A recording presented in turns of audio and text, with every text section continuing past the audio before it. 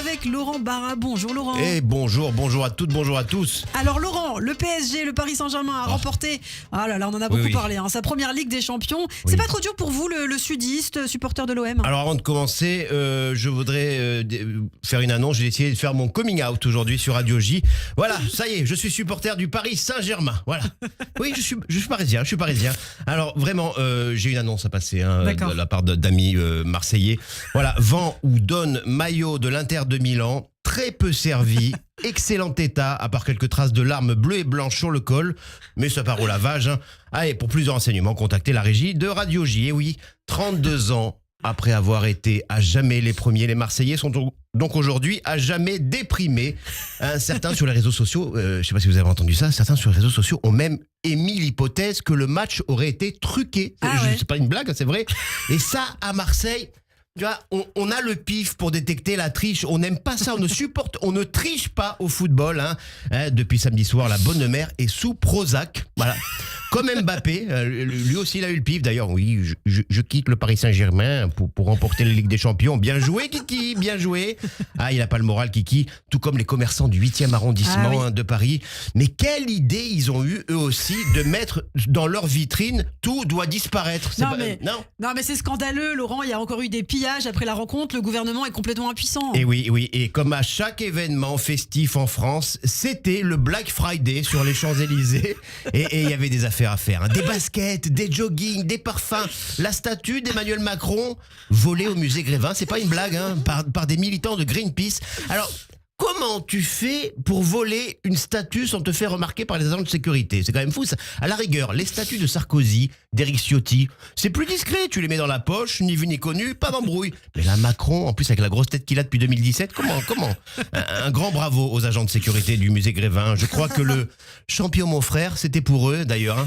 On est tous d'accord pour dire que les agents de sécurité du musée Grévin, ils ont la vigilance des défenseurs de l'Inter de Milan. Bref, sacré bordel. Heureusement que la maire de Paris, Rachida Dati, a promis de durcir le ton. Rachida Dati, c'est pas la maire de Paris, elle c'est la ministre de la Culture. La maire de Paris, c'est... Attends, me le dis pas, je l'ai sur le bout de la langue. C'est Xavier Tiberi. Non, c'est pas elle. Non. La maire de Paris, c'est Marquinhos. Non, mais non plus. Attends, dis Siri, c'est qui la maire de Paris? Anne Hidalgo. Ah bah voilà, Anne Hidalgo. J'avais pas vu. Et ouais, Anne Hidalgo, totalement absente de la victoire en Ligue des Champions du club de sa ville. D'ailleurs, sa grande amie, on l'avait dit, Rachida Dati, qui pour le coup, elle était invitée de partout. Elle lui a adressé un très gentil message. On n'a pas vu le Premier ministre non plus, d'ailleurs. D'ailleurs, pour voir si vous suivez, qui c'est le Premier ministre en France? Un indice, Richard Gere, mais en moins beau. François Bayrou, qu'on n'a pas vu non plus. C'est quand même fou ça. Alors, il voulait faire un discours à l'Élysée. Et puis, le PSG était pressé, il devait aller au stade et tout. Et on s'est dit qu'un discours de François Bayrou, demain matin, on y serait encore. Tout d'abord, félicitations aux joueurs du FC Betaram, du PSG. Non, Nasser El Khelaïfi, pour être plus sérieux, a été interrogé sur les raisons de l'absence d'Anne Hidalgo. Et sa réponse a été très classe. Anne Hidalgo, connais pas.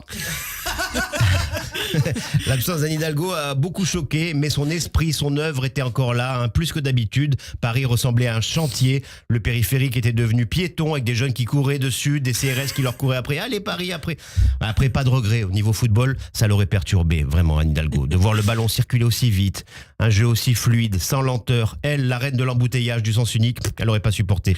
Désiré Doué va trop vite, elle lui aurait mis une amende, c'est sûr. Vous l'avez entendu au Conseil de Paris, Anne Hidalgo, elle a fait ici c'est, il n'y a personne qui a répondu. Bref, des commerçants à jamais dévalisés, des pompiers à jamais molestés. Le monde ne tourne vraiment plus rond, mais grâce au ballon rond, les joueurs du PSG ont ramené une coupe à la maison et là pour le coup ils l'ont pas volé. Eh bien merci beaucoup Laurent Barra.